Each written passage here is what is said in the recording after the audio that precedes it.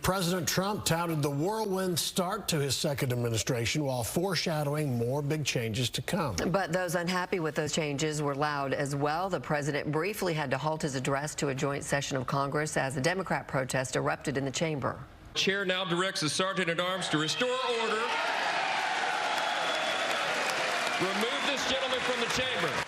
Democratic Congressman Al Green from Houston refused multiple warnings to sit down and stop interrupting just minutes into the speech. It was one of several visible signs of dissent from Democrats. Fox 4's Casey Stiegel in studio now with the moments and key comments also from the president. Casey. Yeah, Steve, Heather, President Trump spoke for about 1 hour and 40 minutes in the House chamber tonight. It felt like a State of the Union address, but it technically was not called that since the president has not been in office for a full year. The last time he addressed joint sessions of Congress in this way was 2020 during his first term when Nancy Pelosi famously ripped up his speech behind him after it was all over. Now tonight, President Trump spent a fair amount of time doing victory laps, and as expected, he placed blame for many of the issues that Americans are facing at the feet of his predecessor, Joe Biden. From the price of eggs to crime in U.S. cities. The president touted his nearly 100 executive orders and more than 400 executive actions, as well as being the catalyst for what he called restoring common sense, safety, optimism, and wealth to the country. He spent less time addressing measures passed through Congress that, while might be more difficult, they're more likely to last beyond his administration.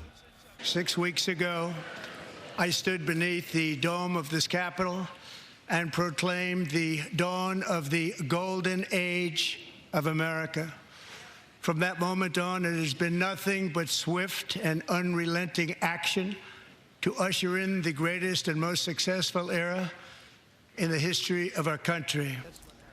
The president also spoke a great deal on the rising cost of living for Americans, inflation. Mr. Trump insisted that he's combating that with cuts to the federal workforce, laying off thousands of those probationary federal employees. Many of those actions, as we know, have faced legal challenges, and the Trump administration has acknowledged there has been some collateral damages, mistakenly having a negative impact on critical programs.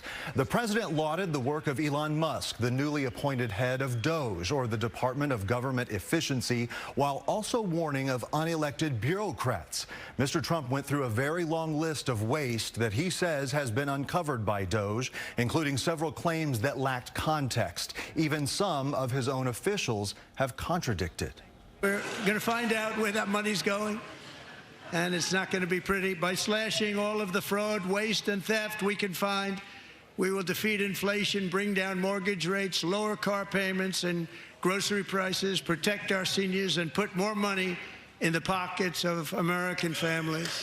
The president spoke a lot about foreign trade from the podium tonight after he enacted new tariffs just today on the nation's top 3 trade partners, Mexico, Canada, and China. A 25% tariff was placed on goods coming into the United States from Canada and Mexico. He doubled the tariff on some imported products from China from 10% to 20%. Now, Canada and China have already enacted retaliatory tariffs on the U.S., with Mexico saying it plans to do the same as early as Sunday.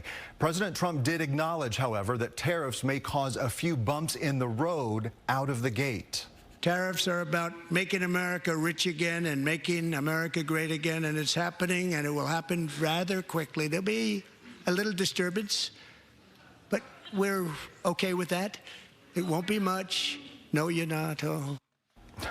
Tonight, President Trump also announced that the FBI, DOJ, and the CIA have extradited one of the terrorists responsible for the murder of the 13 American soldiers at Abbey Gate during the U.S. withdrawal from Afghanistan. Of course, immigration and border was another big talking point this evening, and coming up in the next hour, we'll show you what the president had to say about that and why a woman from Houston was in the audience.